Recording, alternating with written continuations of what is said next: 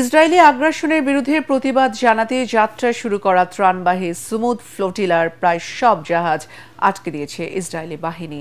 আটক করা হয়েছে সুইডেনের আলোচিত পরিবেশ কর্মী গ্রেটা থুনবার্গ সহ কয়েকশো মানবাধিকার কর্মীকে। তবে মেরিনের জাহাজ এখনও গাজা উপকূলের দিকে যাত্রা অব্যাহত রেখেছে।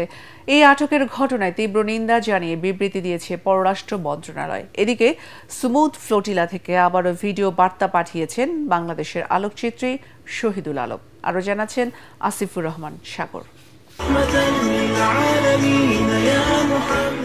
আরবি শব্দ সুমুদ অর্থ ধৈর্য, অটল ও সহনশীলতা, আর স্প্যানিশ ফ্লোটিলা শব্দের অর্থ ছোট ছোট জাহাজের বহর।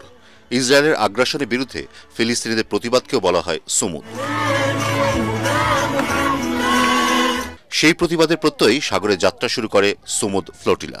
ফিলিস্তিনে গণহত্যার বন্ধের দাবিতে তাদের পাশে দাঁড়াতে আর এই নির্বিচার গণহত্যার বিরুদ্ধে বিশ্ববাসীকে জাগাতেই বিভিন্ন দেশের সচেতন নাগরিকরা শুরু করে এই যাত্রা। অধিকার কর্মীরা বলছেন এটি প্রতীকী সহায়তা, তবে তাদের মূল লক্ষ্য হল ইসরায়েল গত 18 বছর ধরে গাজা উপত্যকায় যে প্রতিবন্ধকতা তৈরি করে রেখেছে তা ভেঙে ফেলা। এদিকে আল জাজিরা জানিয়েছে ত্রাণবাহী নৌবহরের বেশিরভাগ জাহাজ আটক করেছে ইসরায়েলি বাহিনী। এর মধ্যে সুইডেনের আলোচিত পরিবেশ আন্দোলনের কর্মী গ্রেটা থুনবার্গও রয়েছেন। I have been abducted and taken against my will by Israeli forces. Our humanitarian mission was non-violent and abiding by international law. Please tell my government to demand my and the others' immediate release. আটক মানবাধিকার কর্মীদের ইউরোপে ফেরত পাঠানো হবে বলে জানিয়েছে Israel. Israeli বাহিনী বাধা দেওয়ার ঘটনার তীব্র নিন্দা জানিয়েছে বাংলাদেশ।